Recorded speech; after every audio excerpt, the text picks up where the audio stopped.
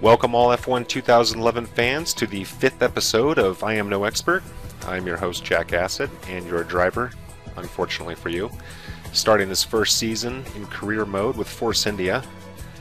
And as you can see, I've cut down the time for this intro, much to your pleasure, I'm sure.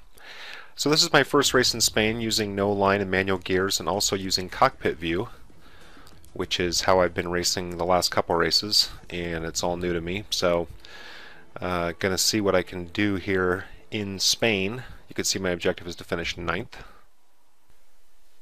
Starting grid, Sebastian Vettel on pole yet again. I guess this really is 2011. McLaren right behind, starting to see a trend here. And I qualified P17, horrible. And my teammate, Sutil, qualified 14th. So this is the first time I've been out-qualified by Sutil. Perhaps the ghosts of Catalunya in 2010 are getting to me. We'll have to wait and see. Taking a look at our setup here to start. And this setup I think I actually got from f1setup.com, which is another resource for setups. It's not quite as, there's not as many options as you'd find on Race Department or possibly even Codemasters forums, but it's at least worth checking out. I try almost every setup that I find posted just to see what works best for me. But Catalunya is difficult for me, so it may not make that much of a difference.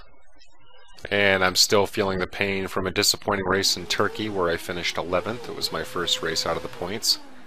And basically just a victim of a couple of lapses in concentration late that cost me some positions. So my qualifying result here in Spain did not improve my confidence. So pace could very well be an issue here for me. Although my teammate did qualify well, so maybe... Whoa, very close call there with Buemi.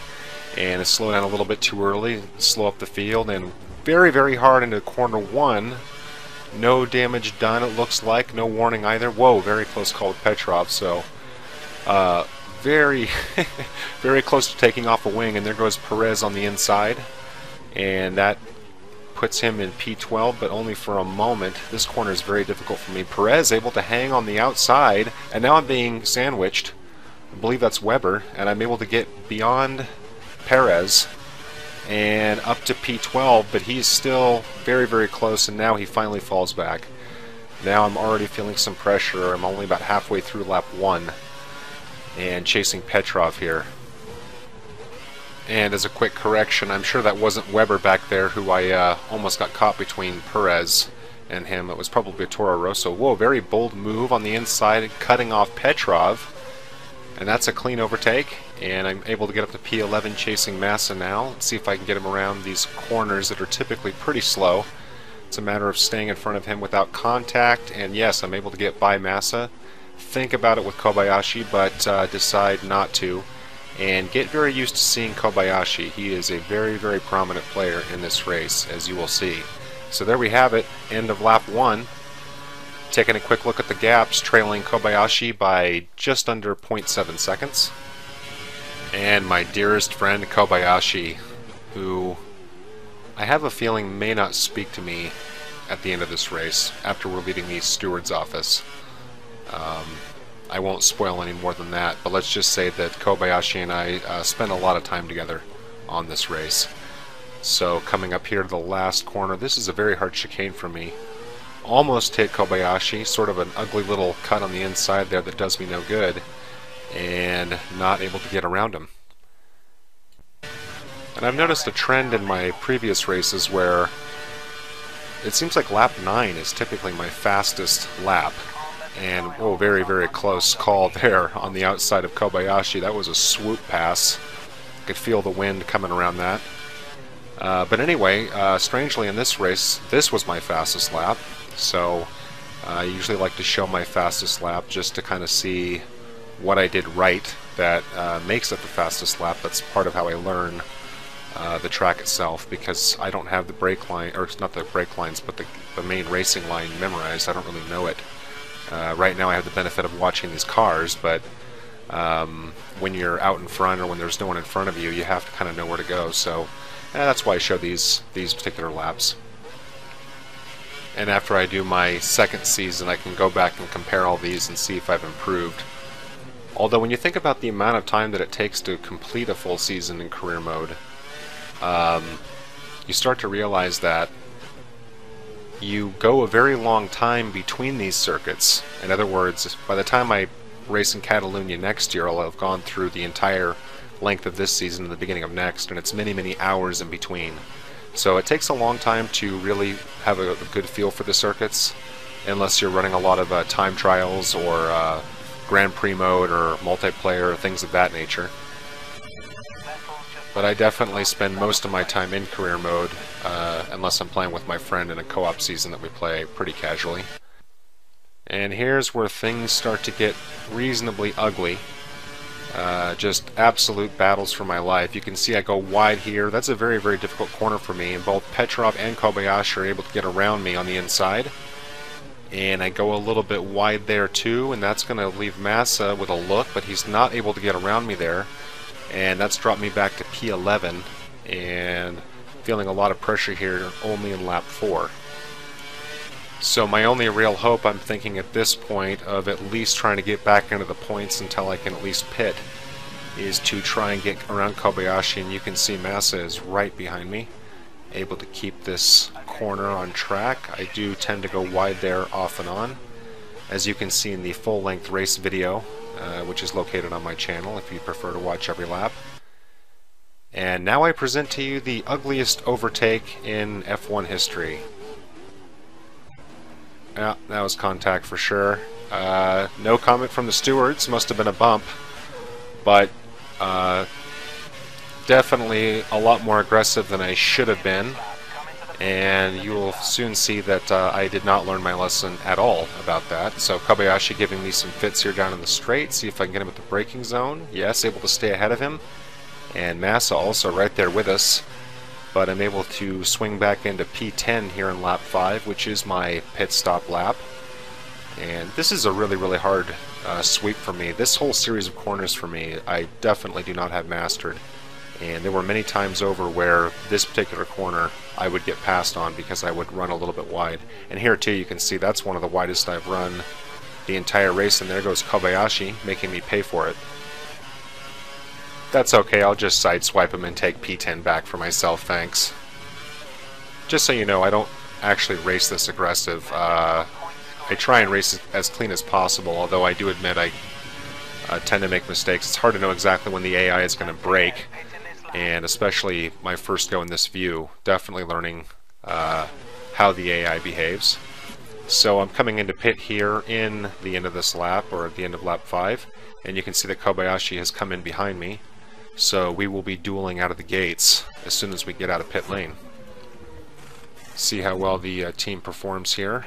4.7 seconds. It's actually pretty average for this game, even though the real-life pit stops are much shorter. Maybe that'll be something they address in 2012. So I'm out on the cold blue tires here in P15, and looking at how much time is left, just under a halfway point. Definitely going to be difficult for me to get into the points. Again, the team objective or expectation is P9, and that seems unlikely. And Sauber, as with most of this race, is all over me here. And this is the slowest part of the track for me easily. So as long as I can maintain inside position, I can usually keep them behind me, but it is only a matter of time before Kobayashi is going to challenge me there, or a number of other places. I'm also tend to be a little bit slow up here. I don't exactly have the gears worked out for that corner, and you can see there that Kobayashi almost gets by me. We actually had a little bit of contact. And I do my best Olay to let Kobayashi by.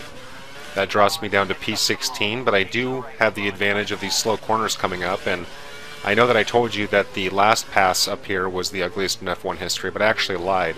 This is the ugliest.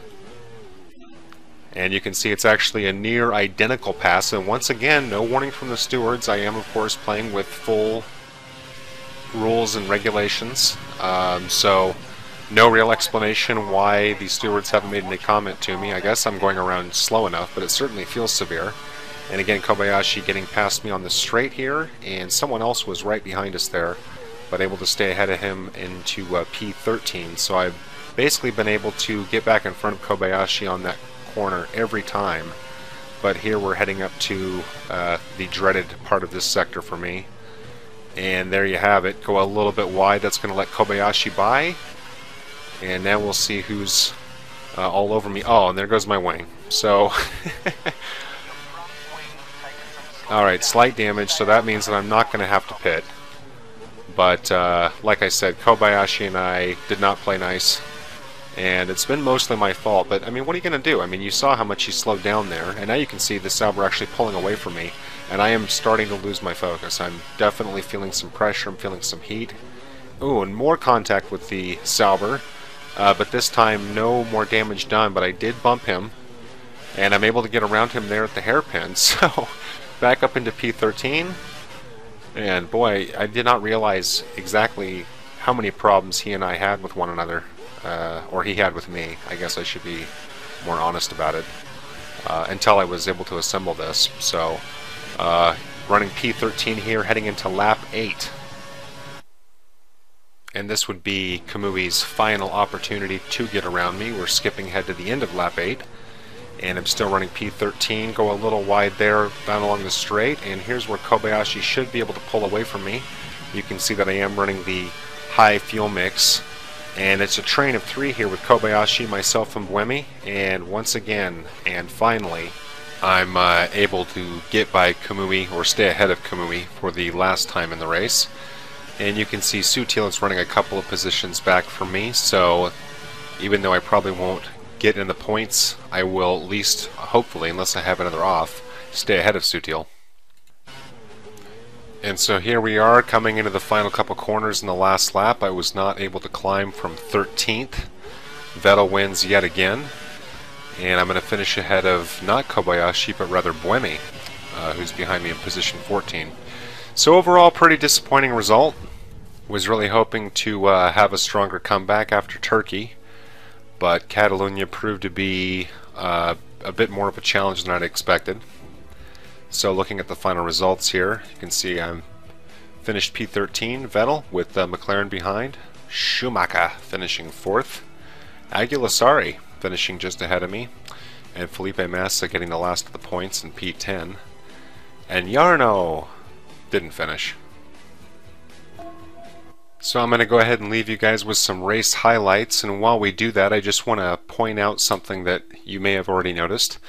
I'm actually going to be posting all of my commentary videos through MreGamersSports YouTube channel, and it's a collective group of sports commentators. You should check out all their channels. They have more than just sports, but also RPGs and all different types of games, so I would check out their network if you're interested in listening to commentary for other games. And I'll be posting with them for quite a while, but I will be maintaining my own channel still, which can be found in the description, and I'll be posting Forza videos, the full-length videos for these races, as well as other miscellaneous F1 related videos, so hopefully you can keep up with me over there as well. So I'm going to leave you guys to it here, and we'll see if I'm able to gain any ground in Monaco, but truth be known, I don't typically race well at Monaco, as I think is true for a lot of people, so might not be able to rebound this season until Montreal, but we'll have to wait and see. So until then, thanks again for watching, and I will see you in Monte Carlo.